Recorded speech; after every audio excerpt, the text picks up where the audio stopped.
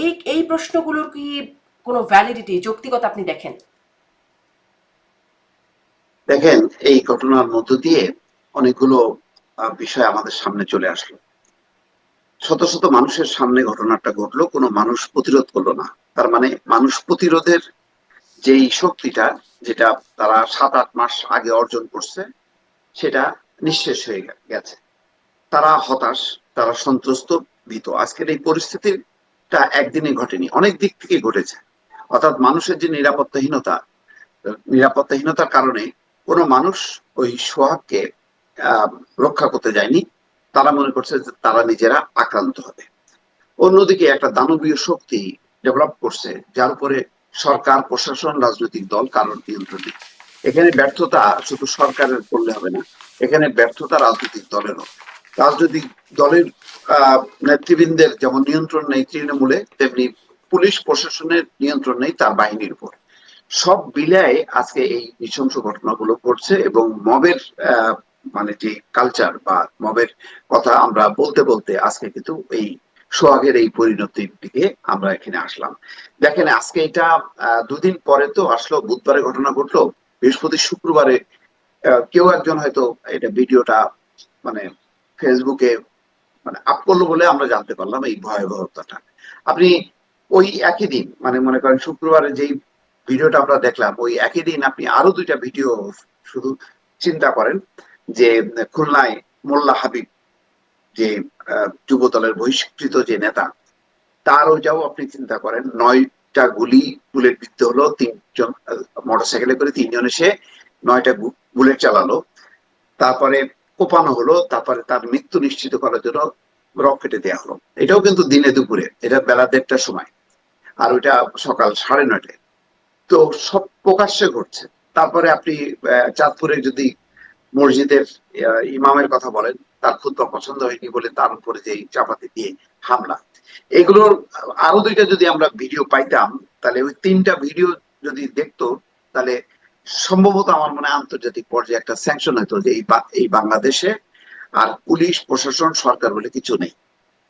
এইভাবেই এই যে আজকের এই অবস্থায় যে ঠেকলো, এটা তো আস্তে আস্তে হইতে হইতে এই পর্যায়ে ঠেকছে। এখানে খুব আশ্চর্যজনক ব্যাপার হলো যে রাজনৈতিক দলগুলোর হুঁশ নেই, সরকারের হুঁশ নেই। আপনি কাকে দায়ী করবেন? আপনি বিএনপি দেখলাম দায়ী করছে যে সরকারের নিষ্ক্রিয়তা। তো সরকারের নিষ্ক্রিয়তা সরকার কি? সরকার তো আপনার আমার। এই সরকার তো কোনো রাজনৈতিক দল নেই। এই সরকারের প্রশাসন, পুলিশ আপনারা ভাগ বাটোয়ারা করে নিয়ে আপনারা আপনাদের মতন করে চালাচ্ছেন। আপনি পাটগ্রামের কথা চিন্তা করেন, পাটগ্রামে যে আসামি ছিনতাই করছে, ওখানে কি মানে সরকারের নিষ্ক্রিয়তা ছিল? ওখানে দলবদ্ধভাবে ওই আক্রমণটা করলো কেন? ওদেরকে আবার মানে কি বলে বাঁচানোর জন্য পাশের যে হাতীবান্ধা ওই থানা থেকে পুলিশ, তারাও মুভ করতে পারলো না। এটার জন্য দায়ী কে? পটিয়াতে আপনার ওসি কে প্রত্যাহারের জন্য এবং খুবই অন্যায় ভাবে যে ছাত্রলীগের একজন কর্মীকে ধরে নিয়ে বলো যে পিটাতে পিটাতে নিয়ে আসলো। আপনি পিটানোর এই অধিকার কে দিল? তার বিরুদ্ধে কি কোনো মামলা আছে? পুলিশ বলছে, তারা বলছে যে তাকে গ্রেপ্তার করেন। বলছে গ্রেপ্তার করবো, তার নামে তো মামলা নেই। মামলা দেন, কিসের মামলা দেবে? তো এই সব বাকবিতণ্ডায় 8 ঘন্টা মহাসড়ক অবরোধ রাখলেন। তারপরে কি হলো? বিচারটা হলো এই যে ওসিকে আপনি প্রত্যাহার করলো। পুলিশ প্রশাসন কি কাজ করবে আপনাকে? সব জায়গায় তো এই ঘটনাগুলো ঘটছে। আপনি বিএনপির বিরুদ্ধে আপনি মিছিল বের করলেন, তারেক রহমানকে অপমানিত করলেন, বেগম জিয়াউর রহমানকে করলেন, কিন্তু আপনি কি করতেছেন? আপনি তো মক করতেছেন। যারা রাস্তায় নেমে প্রতিবাদ করতেছে, তারা জায়গায় জায়গায় মক করতেছে না? তারা বিভিন্ন সাংস্কৃতিক অনুষ্ঠানে বাধা দিচ্ছে না? এরা কারা? কিন্তু তাহলে কি এই তারপরে মবের বিরুদ্ধে সরকারের কি মানে করার মতো খুব শক্তিশালী কোনো কাজ বা কোনো ইফেক্টিভ কিছু করার কি নাই? সেই প্রশ্নটা আমি আসলে একটু পরে আসবো। ওই যে আপনি বলছিলেন যে আসলে কাকে দোষ দিবেন, এখানে অনেক রকম বিষয় সন্দেহেরও অবতারণা করা হচ্ছে। আমি সেই সন্দেহের জায়গাগুলো একটু শুরুতে একটু আপনার কাছ থেকে বুঝতে চাই যে এই যে আমি জিজ্ঞাসা করছিলাম যে 2 দিনে মানে 2 দিন পরে কেন, এই প্রশ্নের যৌক্তিকতা আছে কিনা, এই 2 দিন কি বিষয়টিকে আড়াল করার কোনো চেষ্টা ছিল? মানে কি হলো, কেন এই 2 দিন এই বিষয়টা আমাদের চোখের সামনে আসলো না, কি মনে হয়? কারণ আরো কিছু তথ্য কিন্তু এর মধ্যে জুড়ে দেওয়া হচ্ছে, সেটিতেও আসবো। এর পেছনে কি আপনার কাছে কোনো কারণ মনে হয় কিনা যে আছে?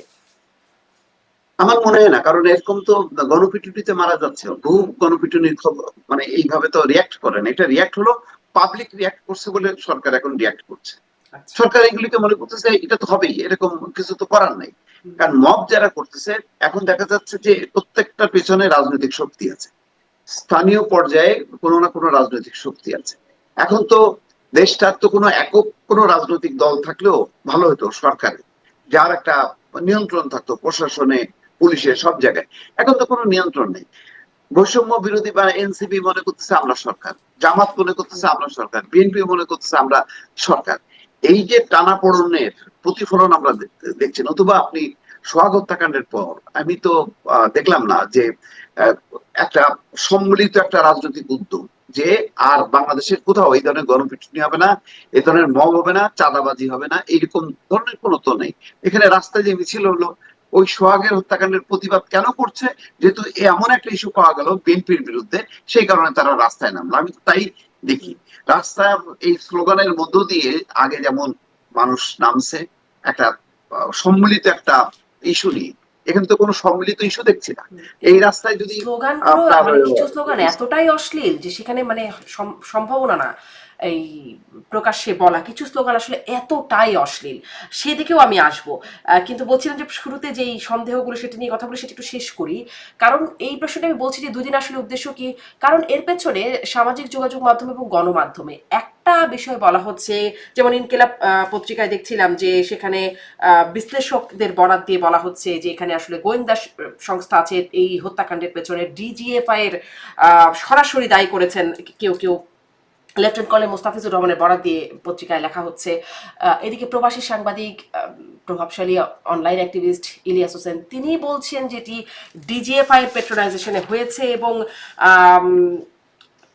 তিনি বলছেন যে তিনি গ্যারান্টি দিয়ে বলছেন যে ঢাকা বিশ্ববিদ্যালয়ের তোফাজ্জল হোসেনও এই একই সূত্রে গাথা, একইভাবে ডিজিএফআই তত্ত্বাবধানে বা পেট্রোনাইজেশনে হয়েছে, এবং বলছেন যে এই দুইটি ঘটনায় ডিজিএফআই ঘটেছে, যদি তদন্ত করা হয় প্রধান আসামি পাওয়া যাবে জেনারেল ওয়াকারুজ্জামানকে। আমি এই ষড়যন্ত্র তথ্য খুব এটা সরলীকৃত মনে হয়। এটা আমার মনে হয় না যে এখন এই ধরনের মানে ডিজিএফআই সামরিক বাহিনী এটা কেন করতে যাবে? তাদের লক্ষ্যটা কি? কাকে মানে ইউনুসকে অর্ডার দিয়ে বিএনপি আনা নাকি আওয়ামী লীগকে নিয়ে আসা? এগুলি আমার মনে হয় না যে এরকম কিছু হইতে পারে। তবে আমরা যা চিন্তা করি না সেরকম ঘটনা ঘটতে পারে, কিন্তু আপাতত দেখেন আপনি ঘটনাগুলি যদি মেলান এটা তো বিচ্ছিন্ন ঘটনা না। আমরা এটা নিয়ে বেশি রিয়াক্ট করছি কেন?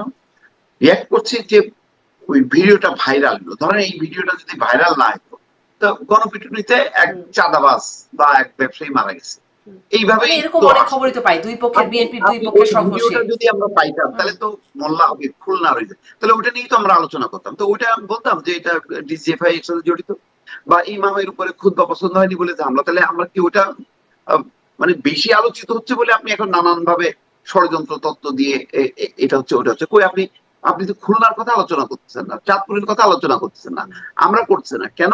আমাদের মনে রিয়াক্ট হয়নি, আমরা ভিডিওটা দেখিনি, আমরা প্রিন্ট ভার্সনে বর্ণনাটা পড়ছি, বর্ণনাটা পড়ে কিছুটা হচ্ছে, কিন্তু ভিডিওটা যতখানি মানুষকে উজ্জীবিত করে ততখানি করে না। সেই কারণে আমরা সহজে বলে দিচ্ছি যে এর পেছনে গোয়েন্দা সংস্থা আছে। কেননা সামরিক বাহিনীর মধ্যে একটা বিশৃঙ্খলা তৈরি হোক, এরকম একটা প্রবণতা প্রচেষ্টা তো আমরা দেখছি সোশ্যাল মিডিয়াতে নানাভাবে টেনে আনা হচ্ছে, আলোচনা হচ্ছে। আমি চট করে আমাদের একটা সর্বোচ্চ বাহিনীর উপরে আমি এই ধরনের ব্লেম চাপাইতে চাই না। মানে ভিডিওটা তৈরি হয়েছে বলে বা ভিডিওটা সামনে আসছে বলেই এখন এটা একটা গুরুত্ব পাচ্ছে। এবং স্বরাষ্ট্র উপদেষ্টাও বলেছেন যে এই এই কেসটি সোহাগ হত্যা মামলাটি বিশেষ গুরুত্বের সাথে দেখা হচ্ছে। ভিডিওটা না আসলে তাহলে এই গুরুত্ব হতো না, কারণ আমরা শুরুতেও দেখেছি যে মানে ছাত্রলীগ, আওয়ামী লীগ তাদের নেতাকর্মীদের মারা তো একরকম মানে খুব এটা কোনো অপরাধিত ছিল না। হ্যাঁ, রাইট। না তাই হচ্ছে তো। আপনার এখানে আপনি যদি এই ভিডিওটা মাথায় বাদ দিয়ে আপনি প্রতিটা ঘটনাগুলো যদি গুরুত্ব সহকারে আইন শৃঙ্খলা বাহিনী যদি এটা দেখতো, গুরুত্ব বুঝতো, তাহলে সেভাবে তারা অ্যাক্ট করতো। এখানে আমার তো মনে হচ্ছে যে আইন শৃঙ্খলা বাহিনীর নেতৃত্ব বা সরকারের সেই নেতৃত্বটা নাই। আবার ওই নেতৃত্বটা যে দেবে ওটা মুখ থুবড়ে পড়ছে লোকাল পর্যায়ে যে রাজনৈতিক শক্তিগুলি ডেভেলপ করছে সেগুলোর কারণে পারছে না। কারণ থানা পুলিশের পক্ষে তো রাজনৈতিক শক্তির বিরুদ্ধে লড়াই করা সম্ভব না। তাদের বিপুল জনগোষ্ঠীর বিপরীতে আইন শৃঙ্খলা রক্ষাকারী বাহিনীর কি আছে? এর সাথে সাপোর্ট একটা রাজনৈতিক শক্তি থাকা দরকার। সেই রাজনৈতিক শক্তিগুলি তো নাই, এখন বিভক্ত।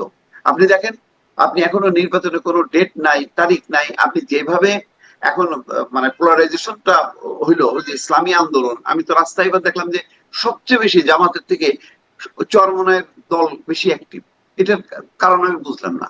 এনসিপির নেতাদের এই যে পদযাত্রায় এমন কোন নেতা নাই, মানে তার একটা অংশে থাকবে বিএনপি। যেমন শেখ হাসিনার বক্তব্যে সবসময় থাকতো বিএনপি, এখন এনসিপি নেতাদের বক্তব্যে আসছে বিএনপি। মানে বিএনপি টার্গেট হয়ে যাচ্ছে। তো বিএনপি টার্গেট হইলো কেন এই ভুত্থানে? যদি আমি ইন জেনারেল বলি, সামনের কাতারে তো তারা ছিল, পেছনের পুরো শক্তিটা যোগানটা তো বিএনপি জামাত এরা।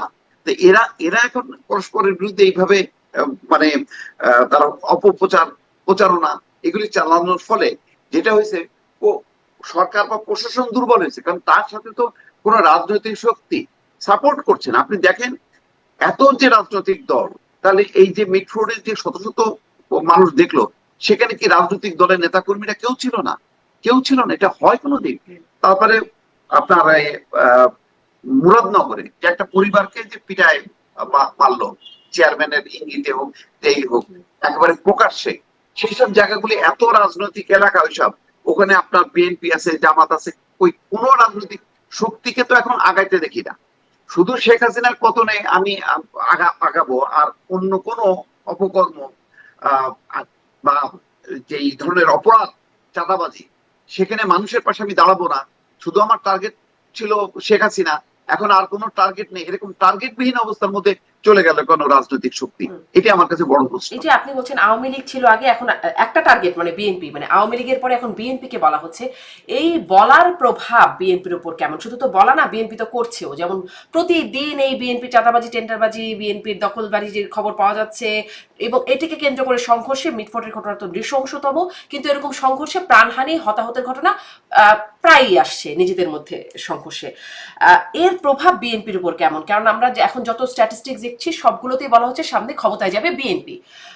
বিএনপির ভোটের উপর এর প্রভাব কেমন?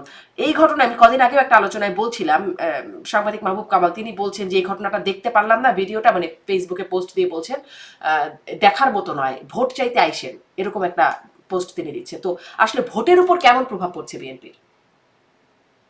এটা তো বিএনপি সাংঘাতিক ভাবে ক্ষতিগ্রস্ত হচ্ছে, এবং বিএনপির আমার ধারণা যে তৃণমূলের উপরে মানে সেই নিয়ন্ত্রণ কমান্ড নেই। আগে এক ধরনের ছিল, ধরেন আওয়ামী লীগ আমলে যেহেতু শেখ হাসিনাই সবকিছু ছিল, ফলে তার একটা ইয়ে ছিল, তার মতন করে সেটা নিয়ন্ত্রণ করতো, যেখানে চাইতো সেখানে নিয়ন্ত্রণ করতে পারতো, আর যেখানে চাইনি সেখানে নিয়ন্ত্রণ হয়নি। আর এখন অবস্থা হলো বিএনপি চাইলেও পারছে না, কেন তাদের যে সুপ্রিম কমান্ড দেশে না থাকার কারণে নেতা কর্মীরা নিচের লেভেলের তারা তো বেপরোয়া হয়ে গেছে। গত 15 বছরে তারা ক্ষতিগ্রস্ত হয়েছে আর্থিকভাবে, এটা সত্য। কিন্তু তার মানে এই না যে তার বিপরীতে ওই ঠিক আওয়ামী লীগের ছেড়ে দেয়া আসনগুলো, অর্থাৎ লুটপাটের জায়গাগুলো আমি দখল করব, দখল করতে যে নিজেদের মধ্যে হানাহানি, সবগুলি দেখেন হানাহানি। এখানে তো এমন না যে ওই সোহাগকে মাফ করবেন, নাম কি, সোহাগ, হ্যাঁ, লালচাঁদ সোহাগ, এই সোহাগের এই মৃত্যুটার পেছনে কোনো রাজনৈতিক কারণ ছিল? রাজনৈতিক কারণ নেই, এখানে ব্যবসায়িক দ্বন্দ্ব, এখানে চাঁদাবাজি, এইসব কারণ ছিল। এবং ওই সোহাগও সামহাও তার ভাই বা সে বিএনপি রাজনীতির সাথেই জড়িত ছিল, নিজেদের আভ্যন্তরীণ ব্যাপারে। কিন্তু আমরা তো আর রাজনীতিতে কি হলো না হলো আভ্যন্তরীণ সেটা দেখবো না, আমরা দেখবো এর ফলে জীবন ক্ষয় হচ্ছে, সম্পদ ক্ষয় হচ্ছে। এখানে বিএনপির সবচেয়ে বড় ব্যর্থতা হচ্ছে যে বিএনপি তার নেতৃত্বটা একেবারে তৃণমূল পর্যায়ে যে প্রতিষ্ঠা করা, নিয়ন্ত্রণ করা, সেইটা হারাচ্ছে। এটা হয়তো তারেক রহমান যদি নিজে দেশে থাকতেন, সেই মানে কমান্ডটা যদি স্থাপন করতে পারতেন, এটাও আমি একটু প্রশ্ন করতে চাই, দেশে থাকলে তিনি কিভাবে করতে পারতেন? একটা আওয়ামী লীগের পেজে একটা মিম দেখলাম, সেখানে তারেক রহমানের ছবি দিয়ে বলা হচ্ছে চাঁদা আনলে পুরস্কার, ধরা পড়লে বহিষ্কার। মানে বিএনপির স্ট্র্যাটেজিটাই কি আসলে? তারেক রহমান থাকলেই বা কিভাবে এটা নিয়ন্ত্রণ করতেন? ঘটনা ছাড়াও আমি যদি দেখি, প্রায় প্রতিদিনই কিন্তু বহিষ্কার চলছে। সবগুলো ঘটনা না, কিছু কিছু আভ্যন্তরীণ তারাও খবর পাচ্ছে, সাথে সাথে তারা বহিষ্কার করছে। কিন্তু বহিষ্কার করাটাই তো বড় কথা না, বহিষ্কারের পর ওই জায়গাটাই যে নিয়ন্ত্রণ করা এবং ভালো নেতৃত্ব প্রতিষ্ঠা করা, ওইটা তো আর পারছে না। তার মানে হচ্ছে প্রতি পদে পদে একটা নেতৃত্বের দুর্বলতা। দেখেন আওয়ামী লীগ এবং বিএনপির এদের রাজনীতির কাঠামো তৃণমূল পর্যায়ে সবগুলো কিন্তু একই। সেখানে একভাবে কৃত্রিম ভাবে শেখ হাসিনা নিয়ন্ত্রণ করতে পেরেছেন, কিন্তু এখানে তারেক রহমান বা বিএনপির শীর্ষ নেতৃত্ব নিয়ন্ত্রণ করতে পারেনি। এই পার্থক্যটা হলো এটা। এই ধরনের মানে রাজনীতিটা যেহেতু এখন লুটপাটের রাজনীতি, ভোগ বিলাসের রাজনীতি, রাজনীতিটা এখন মানে সবার কাছে দাঁড়িয়েছে যে রাজনীতি করলেই আমার আয় উন্নতি হবে, আমার ভাগ্য খুলবে। এই লুটপাটের রাজনীতিতে একটা ব্যাপক সংখ্যক লুটেরা রাজনীতির পতাকা তলে আসছে। আগে আওয়ামী লীগ ছিল, এখন আওয়ামী লীগ নেই, ওই আওয়ামী লীগের একেবারে নিম্ন লেভেলের লোকজন তারা ঢুকে গেছে বিএনপির পতাকা তলে। তারা মনে করছে আগামীতে আসবে বিএনপি ক্ষমতায়, সুতরাং তারা এখন থেকেই তার জায়গাগুলো, তার চরগুলো সে দখল করতে শুরু করছে। আসলে কি যেভাবে ওবায়দুল কাদের বলতেন যে হাইব্রিড ঢুকছে, অনুপ্রবেশকারী কাউয়া ঢুকছে, ফার্মের মুরগি ঢুকছে, এরকম যে মানে ওবায়দুল কাদের বলতেন, এখন কি ঠিক একই ভাবে বিএনপিতে সেই কাওয়াগুলো ঢুকছে? একই প্রক্রিয়া, জাস্ট মানে বদল হয়েছে আর কি। মানে একই ধারাটা, শুধু মানে হাত বদল হয়েছে, কিন্তু মৌলিক কোনো পরিবর্তন হয়নি। যে আকাঙ্ক্ষাটা, জুলাইয়ের আকাঙ্ক্ষাটার ক্ষেত্রে যেটা ছিল যে আমাদের এখানে সবার অধিকার থাকবে, সাম্য থাকবে, চাঁদাবাজি, রাহাজানি, লুটপাটের এই রাজনীতি থাকবে না, সেই জায়গাটা পরিবর্তন করতে পারেনি। আমাদের ছাত্ররা পারতো, যদি তারা সেভাবে, যদি দল নিরপেক্ষ ভাবে যদি কাজ করতো, মানে সবাইকে নিয়ে যদি একটা সামাজিক প্রতিরোধ গড়ে তুলতে হইতো, কিন্তু তারা দ্রুত বেগে একটা রাজনৈতিক দল গঠন করার ফলে এই জায়গা থেকে তারা বিচ্ছিন্ন হয়ে গেছে। এখন তারাও একটা রাজনৈতিক প্রতিপক্ষ হয়ে উঠছে, ফলে তাদের যে নিয়ন্ত্রণটা সবার উপরে থাকবে সেটা থাকবে না। এখন ধরেন এনসিপি কোন নেতা যদি একটা কথা বলে, আমি তো মনে বলবো যে আচ্ছা, তুমি তো একটা দলের নেতা, তুমি তো এখন আমাদের সবার নেতা না। আমি যেহেতু দল করি না, ফলে তুমি তো আমার নেতা হইতে পারো না। ফলে তারাও কিন্তু খুব দ্রুত গতিতে একটা রাজনৈতিক দল করে কিন্তু একটা ভুল, মানে ভুল পথে পা বাড়ালো। আগে যে নিয়ন্ত্রণটা সবার উপরে ছিল, তাদের কথা সবাই শুনতো, সব রাজনৈতিক দল, সব মানুষ, এখন কিন্তু সবাই শুনছে না। ফলে একটা ভয়াবহ রাজনৈতিক শূন্যতার মধ্যে কিন্তু আমরা এখন পড়ে গেলাম। মানে সবাইকে যে সংগঠিত করবে মানুষ, এই জন্য মানুষ দেখেন নীরব হয়ে গেছে। তাদের চোখের সামনে দেখছে যে কিভাবে নির্মম ভাবে মৃত্যু হচ্ছে, কিন্তু তারা কেউ আগাচ্ছে না এই কারণে ওই যে তার পক্ষে তো কেউ নাই, কোনো শক্তি নেই। এইরকম একটা মানে একটা ভীতিকর একটা পরিস্থিতি বাংলাদেশের মানুষের মধ্যে, সবার মধ্যেই একটা কার বাসার মধ্যে ঢুকে পড়ে, কে কখন রাস্তাঘাটে আক্রান্ত হয়, ব্যবসা বাণিজ্য সবকিছু, বাসা বাড়ির মধ্যে থেকেও কিন্তু মানুষ এখন আর নিরাপদ না। জি, এই যে দলগুলোর কথা বলছেন যে এনসিপি দল গঠন করলো, এই দলগুলো কি, যেমন ধরুন জামাত ইসলামের আমিরকে আমরা দেখলাম, তিনিও একটা আয়োজনে তিনি বলছেন যে লালমনিরহাটের পাটগ্রামের যে ঘটনা, এই পরিস্থিতিতে কিসের নির্বাচন তিনি বলছেন, কিন্তু ঠিক তার এক দুদিন আগেই বা একদিন আগে এই ঘটনা হচ্ছে পটিয়া থানায়, সেই ঘটনাটির কথা তিনি বলছেন না। এনসিপিও বলছে বিএনপির কথা, হাসনাত আব্দুল্লাহ বলছেন এই মিটফোর্টের ঘটনাটা মোড়ে মোড়ে প্রজেক্টর লাগিয়ে এটা দেখাতে যে দেশ কোন চাঁদাবাজিদের হাতে দিতে যাচ্ছেন, এনসিপিও বলছে এটা, বা জামাতও বলছে যে এর পরের 5ই আগস্ট বিএনপির জন্য তৈরি করার জন্য মানে জনগণ রেডি হয়ে আছে, এরকম কথা বলছেন। আমরা এর আগে শুনেছিলাম মানে শেখ মুজিবুর রহমান, তার বিরুদ্ধে অনেক কথাবার্তা তো হলো মাঝখানে, বঙ্গবন্ধু জাতির জনক সব উপাধি তার গেল। এখন বলা হয়েছিল মুজিববাদ জিয়াবাদ কোনো বাদই এখন আর চলবে না। এখন আমরা দেখলাম জিয়াউর রহমানেরও ছবিতে পাড়ানো হচ্ছে, জিয়াউর রহমানকে গালিগালাজ করা হচ্ছে এই ঘটনাকে মানে কেন্দ্র করেই। সব দলগুলো কি এখন কি বিএনপি, আপনি অবশ্য শুরুতে একটু বলছিলেন, তারপরেও এটা কি তাদের কোনো ইচ্ছাকৃত টার্গেট যে বিএনপি এখন টার্গেট, এটা কি কোনো তাদের কৌশলী টার্গেট? অবশ্যই, যেহেতু নির্বাচনকে সামনে রেখে এরা নিশ্চিত হচ্ছে যে বিএনপি ক্ষমতায় আসছে, ফলে বিএনপি যাতে ক্ষমতায় না আসতে পারে, তারা মনে করছে যে আওয়ামী লীগকে যদি আমরা টেনে নামাইতে পারি, বলেও তো মুখে যে আওয়ামী লীগকে আমরা নামাইছি 17 বছরে, বিএনপি পারে নাই, আমরা 7 মিনিটে পারছি 17 বছরে, যেটা বিএনপি পারে নাই। তো এখন আমরা বিএনপি কেও টেনে নামাবো এবং আমরা ক্ষমতায় যাব, বলছে যে 5টা 10টা আসন দিয়ে আমাদেরকে লোক দেখায় লাভ নেই। তো তারা মনে করছে যে এই ঘটনাগুলো ঘটাতে তাদের একটা রাজনৈতিক পুঁজি হলো, মানে মানুষের জীবন গেল, এই ধরনের একটা ভয়ঙ্কর একটা পরিস্থিতির মধ্যে মানুষের নিরাপত্তাহীনতা বাড়লো। আর তারা মনে করছে যে এই ফলে আমি শক্তি পেলাম, কেন বিএনপি দুর্বল হলো, বিএনপির ভোট কমে গেল। তো এটাও একটা মানে নির্বাচনের একটা খেলা হিসাবে এই ঘটনাগুলো তারা খেলছে। এটা খুব বিপজ্জনক খেলা।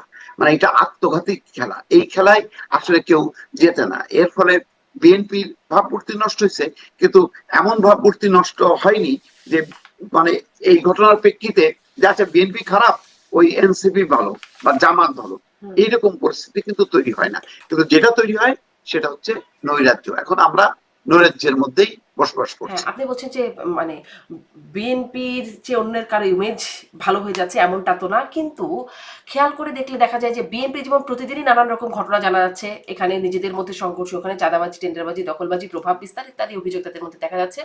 এনসিপিরও প্রায় দেখা যায় না তাদের বিরুদ্ধে দুর্নীতির অভিযোগ উঠছে বা থানা ঘেরাও করছে, তারা প্রভাব বিস্তার করছে, হুমকি ধামকি দিচ্ছে, মবের পেছনেও তাদেরকে দেখা যায়। কিন্তু জামায়াত ইসলামীকে সেভাবে খুব আহ, বলার মতো বা প্রতিদিন তারা যে আসলে এই ধরনের অপকর্মে তাদের নাম আসছে এরকমটা না। জামাত কি ভালো, নাকি আসলে এখানেও কোনো কৌশল? না দেখেন, জামাত ধরো খুবই নিয়ন্ত্রিত একটা ক্যাডার ভিত্তিক দল যেটা হয়, তাদের মানে নিচের থেকে শুরু করে উপরের লেভেলে একটা পুরো নিয়ন্ত্রণ। এটা তো এই নিয়ন্ত্রণ তো আর একদিনে না, দীর্ঘদিন থেকে চর্চা করতে করতে তারা ওই ধরনের একটা নিয়ন্ত্রণ প্রতিষ্ঠা হয়েছে। কিন্তু তারা যেই কাজগুলো করছে, মানে বিএনপির বিরুদ্ধে যে প্রচারগুলো চালাচ্ছে এই ইস্যুগুলোকে সমাধানের তো চেষ্টা করছে না। যেমন দেখেন, সামনে এই একটা ইন্টারিম গভর্নমেন্টের প্রধান প্রায়োরিটি হলো একটা জাতীয় নির্বাচন দেয়া। তারা দুইটা ইস্যু সামনে নিয়ে আসলো, একটা হলো স্থানীয় নির্বাচন। ওরা জানে যে স্থানীয় নির্বাচন হওয়া মানে লোকাল পর্যায়ে এখন যে রাজনৈতিক পরিস্থিতি, আইন শৃঙ্খলা পরিস্থিতি, তাতে ব্যাপক হানাহানি, মারামারি, কাটাকাটি হবে। তারা মাথার মধ্যে ওইটা নেই যে এর ফলে আরো পরিস্থিতি খারাপ হবে। আর একটা বলছে সংখ্যানুপাতিক নির্বাচন এমন, এবং সংখ্যানুপাতিক নির্বাচন হওয়া মানে একটা সংসদে একটা বিশৃঙ্খল পরিস্থিতি তৈরি করা। কে মানে সংখ্যাগরিষ্ঠ আসনে সরকার গঠন করবে তার কোনো নিশ্চয়তা নেই। তো এর ফলে তো একটা রাজনৈতিক নৈরাজ্য তারা তৈরি করছে। তারা হ্যাঁ, আপনি বলতে পারেন যে বিএনপি যেমন চাঁদাবাজি করছে লোকাল পর্যায়ে, এই এই দখল করতেছে, ওখান থেকে চাঁদা তুলতেছে, সেই ঘটনার মধ্যে নাই। কিন্তু ওভারঅল রাজনীতিতে একটা শৃঙ্খলা আনার জন্য, একটা ঐক্য আনার জন্য, এবং দেশে যাতে একটা ভালো রাজনৈতিক একটা উত্তরণ মানে ঘটে, সেই যে কাজ কি করছে, সেই কাজটা তো করতেছে না। তারাও তো বিভেদ তৈরি করতেছে, তারাও একটা মেরুকরণ চেষ্টা করতেছে যাতে বিএনপির পরাজয় ঘটে। এবং এই বিএনপির এইভাবে পরাজয় ঘটার মধ্য দিয়ে যেই কি বলে ভালো একটা কিছু হবে তার তো কোনো লক্ষণ নেই। তারা কোন সব রাজনৈতিক শক্তিকে নিয়ে তারা এই মেরুকরণ ঘটাচ্ছে, এর ফলে লক্ষ্যটা কি সেটাও দেখতে হবে। বৃহত্তর অর্থে তাদের আলটিমেট যে মানে টার্গেটটা, সেটা তো ডেমোক্রেটিক না। একটা লিবারাল ডেমোক্রেটিক পার্টি হিসেবে যেমন বিএনপি, আওয়ামী লীগের একটা গ্রহণযোগ্যতা আছে, তাদের এগুলো একটা শুধুমাত্র ইসলাম বা ধর্ম ভিত্তিক একটা রাজনৈতিক চিন্তা চেতনা। সেই রাজনৈতিক চিন্তা চেতনা তো আমাদের দেশের সাথে, আমাদের সংবিধানের সাথে যায় না। কিন্তু তারপরেও তারা ডেমোক্রেটিক রাজনীতি করতেছে। এই রাজনীতি করতে যে তারা মানে ক্ষমতায় আসার জন্য এমন সব ফোর্স গুলোকে তারা সংগঠিত করতেছে, তখন পুরো রাজনীতির আবহটা আরেকদিকে ধাবিত হবে। তখন মানুষের অধিকার, নানান ইস্যুগুলো সামনে আসবে, যেটা সামাল দেয়া সরকারের পক্ষে দেশের জন্য সত্যিকার অর্থেই খুবই কঠিন হবে। হুম। জামাত কি মানে একটা ফিল্ড তৈরি করতে পারছে, মানে বিএনপিকে এভাবে বিএনপির নানান রকম দোষ ত্রুটি সামনে চলে আসছে, বিএনপি কালিমা লিপ্ত হচ্ছে, এনসিপির এদিকে অবস্থা, তাদের অবস্থাও খুব ভালো বলে বিশ্লেষকরা অনেকেই সেটা মানতে নারাজ। জামাতের মধ্যে কি একটা ফিল্ড তৈরি করছে কিনা, যে তাদের নামে খুব অপবাদ নাই? এবং আপনি বলছিলেন যে আমাদের ভোটারদের যে সংস্কৃতি বা মানসিকতা, তারা তারা তো ডেমোক্রেটিক রাজনীতি করে না। এই ভোটারদের মানসিকতা পরিবর্তনেও কি তাদের কোনো রকম প্রয়াস, দীর্ঘমেয়াদী কোনো প্রয়াস চোখে পড়ে কিনা?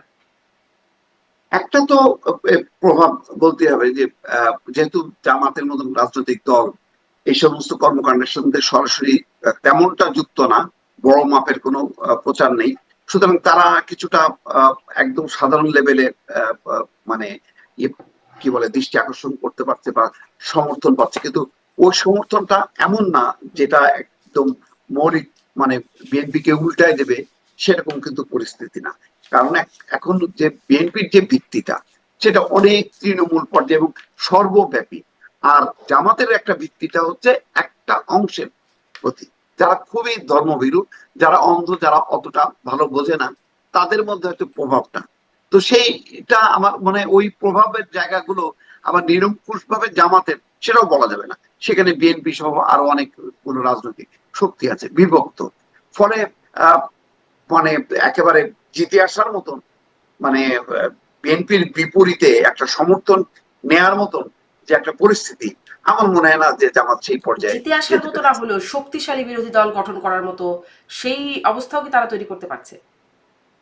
হ্যাঁ, সেটা আমার ধারণা যে সেটা পাবে। অন্তত সংসদে 20, 25, 30টা আসন হলেও সেই পর্যায়ে তো তারা চলে যেতে পারবে এই সমস্ত সমর্থনের ভিত্তিতে। কিন্তু যেটা তাদের উৎকণ্ঠা হলো এই যে আহ, যদি সংখ্যানুপাতিক নির্বাচনটা হয়, তাহলে সব মিলায় তারা যতটা আসন পাবে, দল ভিত্তিক যদি মানে প্রার্থী ভিত্তিক যদি নির্বাচনটা হয়, তাহলে সেটা পাবে না। ফলে বহু আসন, মানে বহু ভোট পাওয়ার পরেও তারা নির্বাচিত হইতে পারবে না।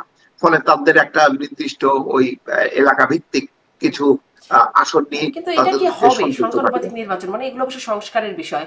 বিএনপি তো কোনোভাবেই সংখ্যানুপাতিক নির্বাচন মানবার পক্ষে না, মানার কথা ওরা তাদের যে টেকনিক তারা চলে। আহ, আর বিএনপি না মানলে বাকি সব দলও যদি বলে তাহলে কি সম্ভব এই সংখ্যানুপাতিক নির্বাচন আসা? না, এইটা বিএনপির একদম মানে খুবই একেবারে স্থির সিদ্ধান্ত। তারা কোনোভাবেই সংখ্যানুপাতিক নির্বাচন হবে না, এবং এটা বাস্তব সম্ভব না। এটা আহ, মানে কারা চাচ্ছে? জামাত ইসলাম, ইসলামী আন্দোলন এনসিপি। এবং এনসিপি, তারা মনে করছে যে তারা মোটামুটি কিছু ভোট পাবে। বাকি রাজনৈতিক দলগুলোর কিন্তু তেমন সমর্থন নেই। ফলে আহ, আমার মনে হয় না যে এই সংখ্যানুপাতিক নির্বাচনের বিষয়টা শেষ পর্যন্ত মানে পাশ হবে। অর্থাৎ বিএনপি যদি মত না দেয়, তাহলে তো এটা তো সব দল মিলে যদি একমত না হয়, তাহলে সেটাকে ইস্যু করবে কি করে, বা সরকার এটাকে কিভাবে ইন্ট্রোডিউস করবে? এটা হবে না আমার ধারণা। জি। এই মানে বিএনপিকে আমরা মির্জা ফখরুল ইসলাম আলমগীরকে 5ই আগস্টের পরে অনেকবার বলতে শুনেছি বিরাজনীতিকরণের চেষ্টা করা হচ্ছে, আবারও 1/11 গন্ধ পাচ্ছেন, -2 কথা তার মনে পড়ছে। এই বিষয়গুলো দেখা গেছে, এখন দেখা গেছে আসলে তো মাইনাস, আওয়ামী লীগ তো মাইনাস একরকম হয়েই গেছে, তারা তাদের কার্যকলাপ নিষিদ্ধ আছে। এখন বিএনপিকেও এই বার্তা দেওয়া হচ্ছে যে আপনাদের বিরুদ্ধেও 5ই আগস্ট ঘটানো হবে, আপনারা পালানোর পথ পাবেন না, আওয়ামী লীগ তো পালিয়েছে, আপনারা পালানোর পথ পাবেন না, এরকম বার্তা তাদেরকে বলা হচ্ছে। আহ আসলে কি -2 মানে কোনো এরকম কোনো কিছু কি আসলেই আছে? এর মধ্যে কি কোনো ষড়যন্ত্র আছে, নাকি এগুলো স্বাভাবিকভাবেই হচ্ছে অপকর্মের প্রেক্ষিতে এই বক্তব্যগুলো আসছে? কোনো কোনো রাজনৈতিক শক্তির মধ্যে তো এটা আছে যে তারা মনে করে যে বিএনপি আওয়ামী লীগ মাইনাস হয়ে গেলে তাদের পথটা মানে খুলবে, তাদের ভাগ্য খুলবে। কিন্তু আমার ধারণা যে এটা খুবই কঠিন পথ, এবং এইটা আম, এই কারণেই একটা পরিবর্তন হয়েছে। সরকার লন্ডন যে ঘোষণার মধ্য দিয়ে আহ, একটা অন্তত পরিষ্কার করছে যে না, নির্বাচনটা হবে এবং এটা তাড়াতাড়ি হবে। এবং পরিষ্কার কি আমার হয়েছে? কেন জানি হ্যাঁ, অনেকটা, একেবারে আমি বলবো না যে একদম পুরোপুরি পরিষ্কার হয়েছে। বিএনপির মতন রাজনৈতিক শক্তিকে উপেক্ষা করে বাংলাদেশে এই মুহূর্তে কোনো কিছু করাটা এটা একটা অসম্ভব ব্যাপার। এটা কোনোভাবেই সম্ভব না।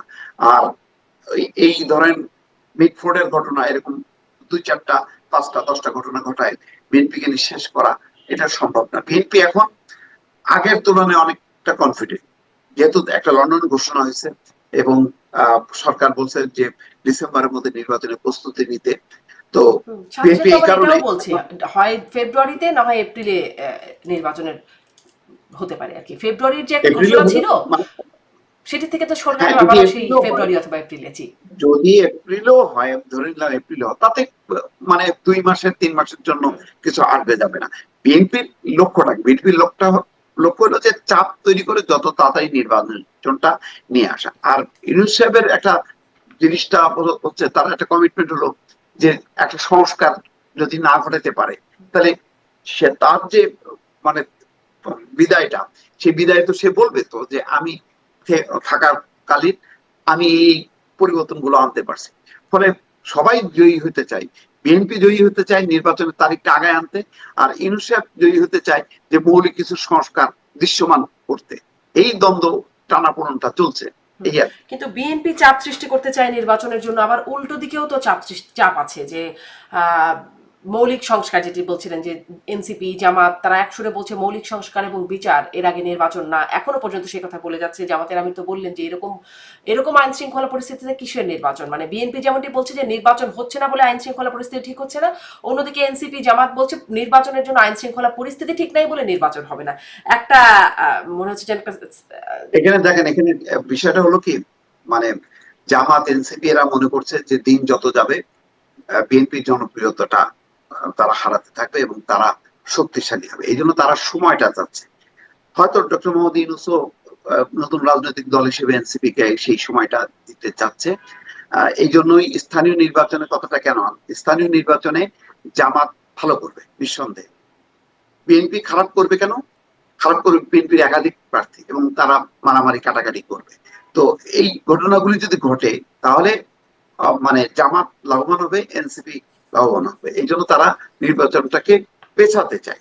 এই যুদ্ধটা চলতেছে, কিন্তু এই যুদ্ধটাতেও তো শেষ আছে। আপনি দেখেন, আপনি যত পেছাবেন এইরকম সোহাগের মতন, মিটফোর্ডের মতন এই ঘটনা কিন্তু ঘটতে থাকবে। আমি আবারও বলছি যে মানে একটা ইন্টারিম গভর্নমেন্টের যেহেতু নির্দিষ্ট কোনো রাজনৈতিক শক্তি নেই তৃণমূল পর্যায়ে, ফলে তার নিয়ন্ত্রণ নেই। তৃণমূল পর্যায়ে যে রাজনৈতিক শক্তিগুলো আছে তারা তো সরাসরি আর ইউনূস সাহেবকে সাপোর্ট করছে না, তারা করছে তাদের দলকে করছে এবং সুযোগটাও নিচ্ছে। তৃণমূলের নেতা কর্মীরা কিন্তু সুযোগও নিচ্ছে যে তার দল যেহেতু ক্ষমতায় নেই, সুতরাং আমি এখন যা খুশি তাই করি, দোষ পড়বে ইউনূস সরকারের উপর। সেই কারণেও কিন্তু একটা আইন শৃঙ্খলা পরিস্থিতির ব্যাপক অবনতি ঘটছে। আর বিএনপি কমান্ডটাও স্থাপন করতে পারছে না এই কারণে যে তারা রাজনৈতিক শক্তি হিসেবে নিঃসন্দেহে অনেক বেশি তারা এখন বিএনপি বলছে শুদ্ধি অভিযান, কিন্তু তাদের তো সরকার নেই, হ্যাঁ সরকারের তো তারা বিএনপি এখন বলছে শুদ্ধি অভিযান, তারা দলের মধ্যে শুদ্ধি অভিযান চালাবে। এতে আসলে কতটুকু কাজ হবে এবং শুদ্ধি অভিযানের মেথডটা কেমন হবে সেটা কি বুঝতে পারছেন কিনা? বিএনপি যখন ক্ষমতায় ছিল তখন অপারেশন ক্লিন হার্ট তাদের নিজ দলের মধ্যেই নিয়ন্ত্রণ প্রতিষ্ঠার জন্য তখনও একটা অপারেশন ক্লিন হার্ট হয়েছিল। আওয়ামী লীগের সময় এরকম ক্যাসিনো নিয়ে অনেক শুদ্ধি অভিযান আওয়ামী লীগও পরিচালনা করেছে দলের ভিতরে। আসলে এই শুদ্ধি অভিযান কেমন হবে বলে মনে হয়? আমি মনে করি যে যদি রাজনৈতিক ভাবে যদি মানে এটা অভিযানটা, এই ধরনের অভিযান, সন্ত্রাসের বিরুদ্ধে অভিযানটা যদি রাজনৈতিক দৃষ্টিকোণ থেকে পরিচালিত না হয়ে সত্যিকার অর্থে চাঁদাবাজ সন্ত্রাস যারা তৈরি করছে তাদের বিরুদ্ধে যদি অভিযান পরিচালনা হয়, এটা আন্তর্জাতিক ভাবে কোনো সমালোচিত হবে না এবং দেশের মানুষ কিন্তু সমর্থন করবে।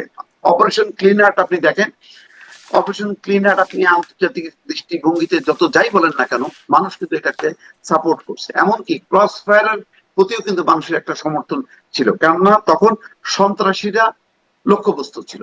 কিন্তু শেখ হাসিনার আমলে এটা হয়ে গেল একেবারে রাজনৈতিক প্রতিপক্ষের বিরুদ্ধে এটা পরিচালনা, যার জন্য মানে ক্রস ফায়ার বা এই অপারেশন ক্লিন হার্টের মতন এই অভিযানগুলো তখন মানুষ ভয় পাইতে শুরু করলো। এখনো যদি একটা রাজনৈতিক সরকার আসে, তার কমান্ড যেহেতু থাকবে, সুতরাং সে যদি সন্ত্রাসের বিরুদ্ধে একটা যুদ্ধ পরিচালনা করে মানুষ সাপোর্ট করবে। মানুষ কিন্তু এখন এই ধরনের অভিযান আজকে থেকেই সামরিক বাহিনী যেহেতু আবার ম্যাজিস্ট্রেসি ক্ষমতা পাইছে, সামরিক বাহিনী মাঠে নামুক, তাদেরকে অ্যারেস্ট করুক, তাদের বিরুদ্ধে যে কোনো ধরনের অভিযান চালাক, মানুষ কিন্তু অখুশি হবে না। আপনি দেখেন কবে জি মানে ম্যাজিস্ট্রেটের ক্ষমতা তো তাদের ছিলই সেনাবাহিনীর, না, শেষ হয়ে গেছিল সময়সীমা, গতকালকে আবার 2 মাস আচ্ছা মানে আরো এক্সটেন্ড করলো আর কি, সেটাই মানে এক্সটেন্ড করলো। আচ্ছা হ্যাঁ। তো মানে শুদ্ধি অভিযান এই কথা শুনছিলাম একটু, কিন্তু বিএনপি কি ওই অভিযান চালানোর আগে মানে এত অপবাদের মুখে তাদের অবস্থানেও একটু মানে তারা যেমন একটা দায় নিয়ে বহিষ্কার করার একটা জায়গায় ছিল, এই ঘটনায় আমরা দেখলাম যে বহিষ্কার করলো, আজীবনের জন্য বহিষ্কার করলো, এমনকি আইনি ব্যবস্থা নেবার আহ্বানও করলো। কিন্তু তারপরে যেরকম বলছে যে এখানে অনেক রাজনৈতিক দল বিএনপি কে জড়ানোর চেষ্টা করছে, এই রকম অভিযোগও তারা তুলছে। জড়ানোর চেষ্টা কি? বিএনপি তো জড়িয়েই আছে এর মধ্যে। আবার অন্যদিকে যুবদলের সভাপতি তিনি বললেন যে এই ঘটনায় আমাদের এই ঘটনায় পরিচিত আমাদের দল করে এমন কেউ নেই, এরকম একটা ঘটনা যেখানে ভিডিও আছে, প্রকাশ্যে তাদের নাম উঠে আসছে কারা কারা ছিলেন, কিন্তু এরকম এরকম বক্তব্য তারা দিচ্ছেন। বিএনপি কি আসলে এখন আবার একটা অস্বীকার করার জায়গায় যেতে চাচ্ছে? না, অস্বীকার এটা একেবারেই না, কারণ ঘটনার সাথে সাথেই 7-8 জনকে তারা আজীবনের জন্য বহিষ্কার করছে এবং তাদের নাম পদবি দিয়ে, মানে এমনকি কর্মী সেটাও বলছে, যার কোনো পদ নাই কিন্তু কর্মী, সেই নাম উল্লেখ করে কিন্তু তারা বহিষ্কার করছে। বিএনপি কিন্তু পারফেক্টলি যে কাজটা করছে, যে বিএনপি একেবারে কোন রকম ভাবে দয়ামাহীন ভাবে বা পক্ষপাতিত্বহীন ভাবে তারা কিন্তু অ্যাকশনে যাচ্ছে, এটাকে প্রশংসা করতে হবে। কিন্তু যেটা হচ্ছে, ওই যে বললাম, অ্যাকশনটা নিচ্ছে সত্য, কিন্তু তারপরে ওই জায়গায় কি আহ, একটা মানে কি বলে নিয়ন্ত্রণ আসলো, বা ওই জায়গায় কি আহ, চাঁদাবাজিটা বন্ধ হলো, সেটা তো হচ্ছে না। সেই চাঁদাবাজিকে বিএনপি আসলে পাইপলাইন বন্ধ করতে রয়ে গেল, চাইছে? 10 জনকে আপনি সরাই দিচ্ছেন, আরো 10 জন তো চলে আসলো, মানে সেটাকে বিএনপি আপনি কি চাঁদাবাজিটা বন্ধ করতে চাইছে? এটা কি তারা সত্যি চাইছে? আমি আমি মনে করি শীর্ষ নেতৃত্ব চাইছে, কিন্তু তারপরের মানে ফাইল গুলোতে বা র্যাঙ্ক গুলো তারা চায় কিনা, তারা এই সুবিধাটা দিচ্ছে কিনা, তাদের নেতা কর্মীদেরকে ব্যবহার করছে কিনা, আমার যথেষ্ট সন্দেহ শীর্ষ আছে। নেতৃত্ব ফলে চাইছে, এটা আপনি আভ্যন্তরীণ, কিভাবে, মানে আপনার মনে হয় কেন? না, শীর্ষ নেতৃত্ব বিব্রত, অবশ্যই তাদের তো একটা রাজনৈতিক লক্ষ্য আছে, এবং তাই যদি না থাকতো তাহলে তারা বলতো, যেমন আগে একটা অস্বীকার করার প্রবণতা ছিল, তারা বলতো যে না, এগুলি সঠিক না, এগুলি অপপ্রচার চলছে, এগুলি কোনো চাঁদাবাজি চলছে না। আমরা দেখেন, আপনি মিলান, এর আগে কি হতো, শেখ হাসিনার সময় যখন নাকি একটা ঘটনা সাংঘাতিক ভাবে ভাইরাল হইতো বা আলোচনা হতো, তখন অ্যাকশন নিত, কিন্তু বাকিগুলো ব্যাপারে বলে তো যে না, এটা অপপ্রচার, দলের বিরুদ্ধে অপপ্রচার চালানো হচ্ছে। এখন কিন্তু বিএনপি কিন্তু সেটা করছে না। বিএনপি কিন্তু মানে এই ধরনের ঘটনা ছাড়াও যখনই যেই খবরগুলো আসছে বা খবরগুলো আসছে না, আমরা জানছি না, প্রতিনিয়ত আপনি দেখবেন যে বহিষ্কার চলছে। প্রায় কালকে দেখলাম যে 9,500 তারা বহিষ্কার করছে এই গত 8 মাস, এই সংখ্যাটা অনেক। কিন্তু আমি তাতেও সন্তুষ্ট না যে মানে বিএনপি সাংঘাতিক এরকম শুদ্ধ কাজ করছে। আমার কথা হলো যে বহিষ্কার করার পরে তারপরে তো আবারও সেই একই ঘটনা ঘটছে, তাহলে ওই জায়গাগুলোতে নিয়ন্ত্রণ আসছে না কেন? তাহলে তাদের দ্বিতীয় স্তরে, তৃতীয় স্তরে যে সমস্ত নেতারা আছেন, তারা নিশ্চয়ই তাদেরকে ব্যবহার করছে, ওই জায়গায় নজর দিতে হবে। অর্থাৎ তৃণমূলে শুধু না, আমার মনে হয় যে মানে বিভিন্ন অঙ্গ সংগঠনের আরো শীর্ষ পর্যায়ের যে নেতারা আছে, তারা হয়তো ব্যবহার করছে তাদের নেতা কর্মীদেরকে, সেই জায়গায় নজর দিতে হবে, সেই জায়গার নেতৃত্ব পরিবর্তন করতে হবে। এই শুদ্ধ অভিযানটা বিএনপির আগেই করা উচিত ছিল। আমি মনে করি যে তারা শুধু মানে ঘটনা ওয়াইজ তারা করেছে, কিন্তু সামগ্রিক ভাবে করেনি। সামগ্রিক ভাবে যদি তারা করতে না পারে, তাহলে পরিস্থিতি আরো খারাপ হবে। তারা ক্ষমতায় আসুক বা না আসুক, এটা তাদের জন্য একটা ভয়ঙ্কর, একটা কি বলো, ধ্বংসাত্মক বা আত্মহননের একটা ঘটনা ঘটবে।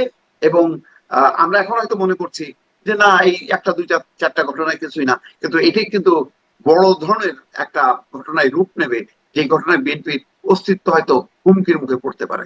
এই যে একটা দুটা ঘটনা, আপনি ওই মানে একই সাথে কয়েকটা ঘটনার কথা বললেন, যে মসজিদের ইমামকে কোপানো, যুবদলের বহিষ্কৃত নেতাকে গুলি করে হত্যা করে পায়ের রকেটে দেওয়া, বা মিটফোর্টের ঘটনা, তার আশেপাশেও এরকম অনেক ঘটনা, আর মব তো আছেই এরকম ঘটনা। মানে এই প্রশ্নটা তুললে আবার অনেকে আবার সফট আওয়ামী লীগ আর বলছেন, সেটাও আবার একটা ট্যাগ।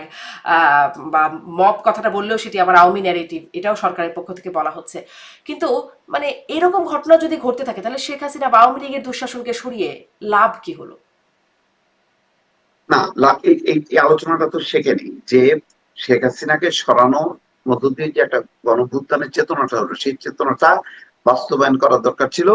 যে যারা এই আন্দোলনে যুক্ত ছিল, যেমন এর দায়টা হলো বিএনপি, জামাত বা নবগঠিত এনসিপি, কিন্তু তাদের মধ্যেই তো এখন ক্ষমতার কামড়াকামড়ি। তারা সম্মিলিতভাবে যদি ঐক্যবদ্ধ হয়, এইগুলির বিরুদ্ধে যদি প্রতিরোধ গড়ে তোলে, তাহলে সম্ভব। আর যদি না হয়, তাহলে তো মানুষ তো বলবে তাহলে তো শেখ হাসিনার আমলই ভালো ছিল, এটা তো বলবে, স্বাভাবিক। মানে পরিবর্তনটা কি, তারা কি শুধু ক্ষমতার পরিবর্তন চেয়েছিল? তা তো না, তারা অধিকার। এখন দেখেন, আপনি আপনার মনে হচ্ছে যে এখন মানে ভোটটা মানে খুব ভালো ভোট হবে, কিন্তু এই ঘটনা যদি চলতে থাকে, তাই দখলদাররা তখন তো চিন্তা করবে যে আমি আমি যদি সেখানে আমার জনপ্রতিনিধি আমার না হয়, তাহলে তো আমি চাঁদাবাজি করতে পারবো না, আমি তো দখলবাজি করতে পারবো না। ফলে এই ঘটনাটা কিন্তু ভোটের উপরও প্রভাব পড়বে। তো ভোটের উপরে প্রভাব পড়ার আগেই সেই রাজনৈতিক পরিস্থিতি, সেই আইন শৃঙ্খলা পরিস্থিতিটা ঠিক করতে হবে, নতুবা দেখা যাবে যে ভোটেও কিন্তু ওই এখন দেখেন, বহু থানার ওসিরা তারা মনে করে যে আমরা এখন বিএনপি, কেউ কেউ মনে করে যে ক্ষমতা ওয়াইজ আমরা এনসিপি, কেউ মনে করে আমি জামাত। তাহলে নির্বাচনেও তো সেই প্রভাবটাই পড়বে। তাহলে মানুষ তো সে কারণেই বলছে যে তাহলে লাভটা কি হলো। জি। এই যে উপলব্ধিটা, এই উপলব্ধিটা রাজনৈতিক দলগুলোর মধ্যে যদি না আনে, তাহলে মানুষের যেমন এরশাদ পতনের পর মানুষ যেমন হতাশ হয়েছে, দেখছে যে কোনো লাভ হয়নি, তাহলে এরশাদই ভালো ছিল। এখন মানুষ বলবে যে হাসিনাই ভালো ছিল, কি লাভ হলো এই পরিবর্তন ঘটানো? জি। আহ, মানে সামনে মনোনয়ন নিয়ে আমরা দেখেছি 2018-তেও এমনকি যখন নির্বাচনটা হলোই না ঠিক মতো, তখনও নির্বাচন মনোনয়ন কেন্দ্রিক সংঘর্ষ ছিল, তখনও বিএনপির মধ্যে এবং অনেকজনকে একসাথে মনোনয়ন দেওয়ার ঘটনা ঘটেছিল। এখনো আমরা দেখছি এর মধ্যে দিনাজপুরে একটা ঘটনা দেখলাম, সেখানে মনোনয়নকে কেন্দ্র করে এখনই তাদের মধ্যে সংঘর্ষের ঘটনা ঘটেছে। সামনে কি এরকম ঘটনা আরো বাড়বে কিনা? এবং জামাত যে প্রশ্নটা তুলছে যে এই পরিস্থিতিতে আইন শৃঙ্খলার এই পরিস্থিতিতে নির্বাচন কিসের, নির্বাচনে জেতার জন্য কেন্দ্র দখল, মারামারি, সহিংসতা, সেটা যে আরো বাড়বে না, তার কি কোনো কোনো ভরসা, আশা ভরসা কিছু কি দেখতে পান? পরিস্থিতি আরো খারাপ হবে। নির্বাচনের ঘোষণা জাতীয় বলেন স্থানীয় বলেন ঘোষণা দেওয়ার সাথে সাথে এই ধরনের নমিনেশন নিয়ে যে ঘটনাটা এখনই আমরা শঙ্কিত, সেই ঘটনাটা আরো বাড়বে নির্বাচনকে ঘিরে। আমরা অলরেডি ট্রেন কিন্তু আমরা মিস করে ফেলছি।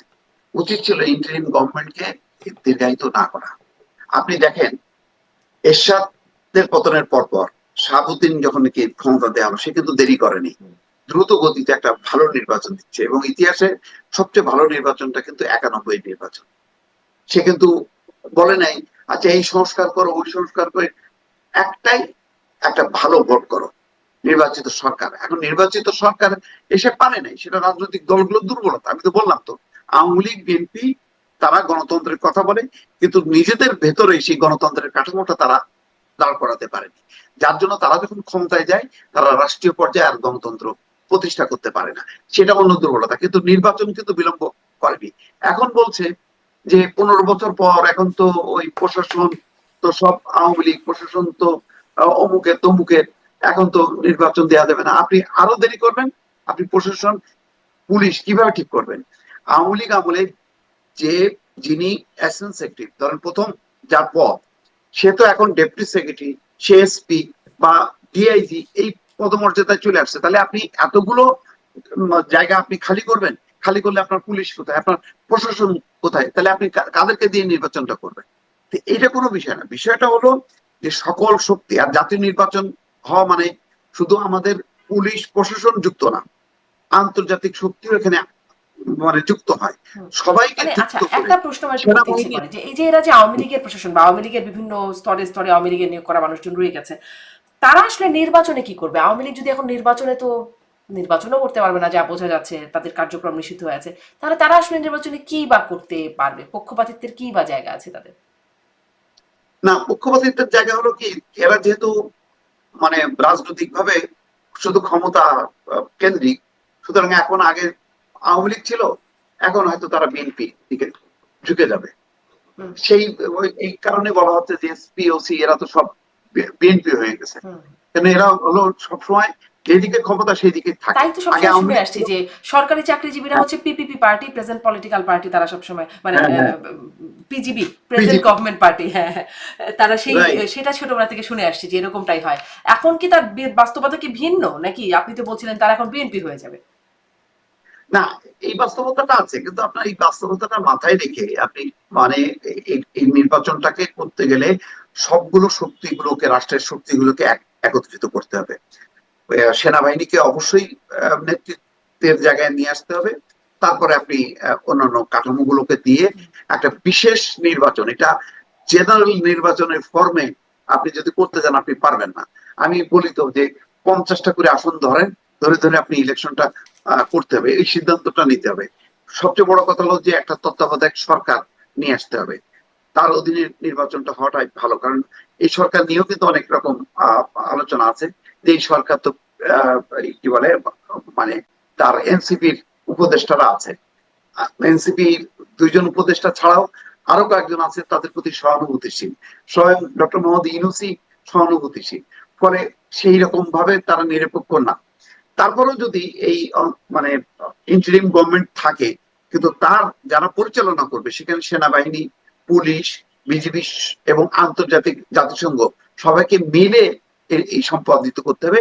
তবে এটা অত্যন্ত কঠিন এটাকে নিরপেক্ষ রাখা, কেননা আইন শৃঙ্খলা পরিস্থিতি ইতিমধ্যে যেই অবস্থায় দাঁড়াইছে তাতে মানে ভালো নির্বাচন করাটা খুবই খুবই কঠিন।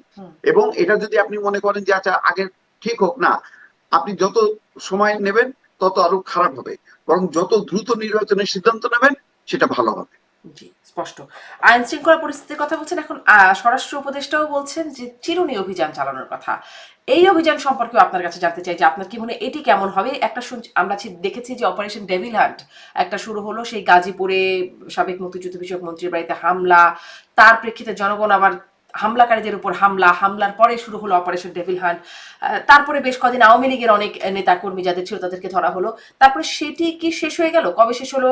নতুন যে আবার শুরু হচ্ছে চিরুনি অভিযান, মানে এটি আবার কাদের জন্য, কাদের ধরা হবে? চিরুনি অভিযানে আপনি বিএনপি নেতা কর্মী আটকাতে পারবেন? বৈষম্য বিরোধী আজকে তো দেখেন কোথায় আছে যে কোন সিভিল সার্জনকে হুমকি দিছে, প্রতিনিয়তই চলতেছে। বহু অভিযোগ আছে, আপনার তো মানে কয়টা খবরের কাগজে আসতেছে। এমন কোন ব্যবসায়ী নেই, এমন কোন প্রভাবশালী ব্যক্তি নেই, টাকা পয়সার লোক নেই যারা হুমকি পাচ্ছে না, যাদেরকে চাঁদা দিতে হচ্ছে না। আপনি এই অভিযানে আপনি মানে এনসিপির গায়ে হাত দিতে পারবেন? বিএনপির গায়ে হাত দিতে পারবেন? বা যদি জামাতও আসে পারবেন? পারবেন না। তো এইটা সফল হবে এটা মনে করার কোনো কারণ নেই। আমি মনে করি না যে এটা সফল হবে, এটা ব্যর্থ হবে। ফলে এই সমস্ত অভিযান বাদ দিয়ে যে আলোচনাটা কিছুক্ষণ আগে আমরা করছিলাম, দ্রুত গতিতে নির্বাচনের তারিখ ঘোষণা করে নির্বাচনের দিকে যাওয়া। রাজনৈতিক সরকার ছাড়া আইন শৃঙ্খলা পরিস্থিতির উন্নতি হবার কোনো সম্ভাবনা নেই। তার মানে কি আসলে আর একটা আপনি বলছিলেন যে তারা কি এনসিপির গায়ে হাত দেওয়ার সুযোগ পাবে বা সাহস হবে, বিএনপির ধরার সাহস হবে? এখানে কিছুদিন আগে এনসিপি এই পদযাত্রারই একটা সম্ভবত রাজশাহীতে তিনি বলছিলেন এই যে ডিসিএসপিরা আমাদের সাথে ভালো ব্যবহার করে, মানে ডিসিএসপিদেরও আওয়ামী লীগ প্রশাসন এখন থাকলে তারা গণভবনে তো প্রমোশনের জন্য তদবির করতেন, এরকম কথা বলে বলছিলেন যে ডিসিএসপিরা যে ভালো ব্যবহার করছেন এটা তার চিপায় পড়ে ভালো ব্যবহার করছেন, চিপায় পড়ে আর কি শব্দটা তিনি ব্যবহার করছেন।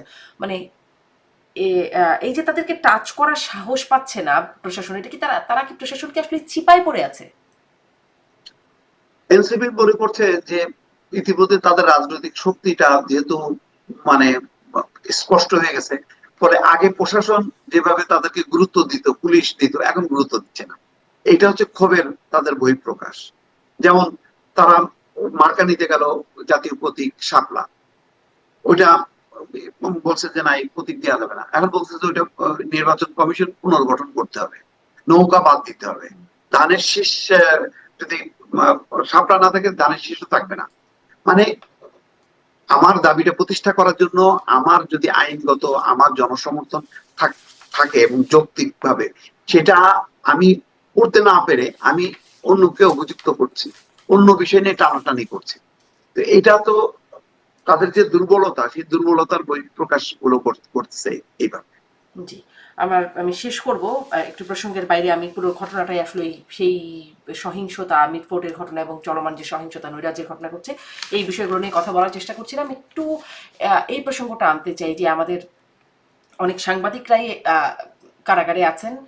এই 5ই আগস্টের পরে ঘটনায় তারা স্বৈরাচারের দোষর, হত্যা মামলার আসামি হয়ে তারা কারাগারে আছেন, তাদের জামিন হচ্ছে না। আমরা দেখলাম এই 5ই আগস্টের পর অনেক জঙ্গি নেতা, অনেক দাগী আসামিদের জামিন হয়ে গেছে এবং তারা বাইরে বেরিয়ে যে আবার নানান রকম অপকর্ম করছে সেই খবরগুলো গণমাধ্যমে এসেছে, যার কারণে অপরাধ বেড়েওছে। মাঝখানে এরকমও কিছু খবর এসেছিল।